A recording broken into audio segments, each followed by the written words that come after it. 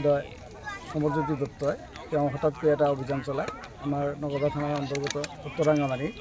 তেওঁ তাতে গাঞ্জা গাছ প্ৰায় 40 ঘৰ মানুহ তাতে গাঞ্জা গাছ কাটে, প্ৰায় 300 মান গাছ কাটছে আৰু প্ৰায় 20 লাখ মান টকাৰ গাঞ্জা গাছ হ'ব। নগৰবাৰ আৰক্ষীৰ সহযোগত কামখিনি হয় আৰু আমাৰ SDC ছাৰ উপস্থিত গাঞ্জা গাছখিনি জ্বলাই দিয়া হয়। এইটো গাঞ্জাখিনি আপোনাৰ ব্যৱসায় ভিত্তিত কৰিছিল নে খোৱাৰ কাৰণে কৰিছিল? নাই, আমাৰ ইফালে বেছিভাগ ব্যৱসায় ভিত্তিয়ে কৰে, দুই একগিৰি আছে খাৱাৰ কাৰণে, এনেকুৱা মানুহ আছে, নাথাকা নহয়।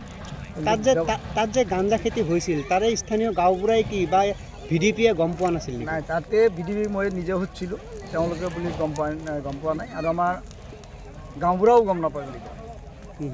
আমি আৰু কি কৰিম? এতিয়া পুলিচে গম পাইছে, পুলিচে যাই কামগিৰি কৰিছে আজি। আৰু আছে নেকি ক'ৰবাত? আৰু দুই একটাই থাকিব পাৰে আৰু দুই একদিনত যাব বুলি পুলিচে আমাক কৈছে, যিহেতু আৰু দুই একদিন পিছত যায়, যিখিনি আছে আমি সেইখিনি কাটি শেষ কৰিম। আৰু তেওঁলোকে কৈও আহিছে যে আপোনালোকে যিখিনি আছে যাতে আমাৰ আহিব নালাগে, আপোনালোকে নিজে নিজে কাটি শেষ কৰি দিব লাগে।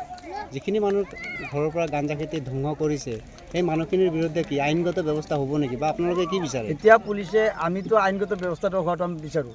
এতিয়া পুলিচে বা কি কৰে এইটো পুলিচৰ কথা, পুলিচে কি কৰে এইটো পুলিচে তদন্তৰ সাপেক্ষে কি কৰে এইটো পুলিচে কৰে।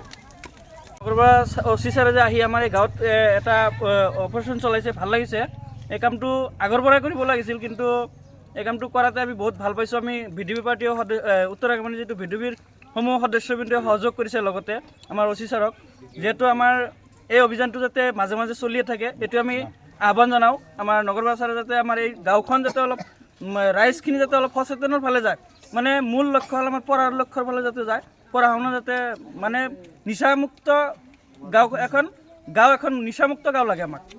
ড্ৰাগছৰ পৰা পৰিত্ৰাণ পাব লাগে, এই গাঞ্জাৰ পৰা পৰিত্ৰাণ পাব লাগে। আমাৰ গাঁৱত বহুতো এতিয়াও মানুহ আছে, সৰু সৰু কণ যিসকলে গাঞ্জা বা ড্ৰাগছ সেৱন কৰি আছে, তেওঁলোকে যাতে এতিয়াৰ পৰাই সতৰ্ক হৈ যায়, যাতে নেক্সট যাতে কোনোবাই ঘৰত কাৰো ঘৰত যাতে এই গছ নলগায়, এইটোৱে ইয়াৰ পৰাই যাতে মানুহে সতৰ্ক হৈ যায়। এতিয়া আহ্বান জনাওঁ। 10-12 লাখ টকাৰ মান উঠাইছে আজি আমাৰ নগৰপাৰা OC ছাৰে আহি উঠাই লৈ গৈছে। এতিয়া আমি ধন্যবাদ জনাইছোঁ নগৰপাৰা OC ছাৰক, আমি যাতে মাজে মাজে এই অপাৰেশ্যনটো চলিয়ে থাকে, আমি এইটোৱে আহ্বান জনাওঁ নগৰপাৰা OC ছাৰক।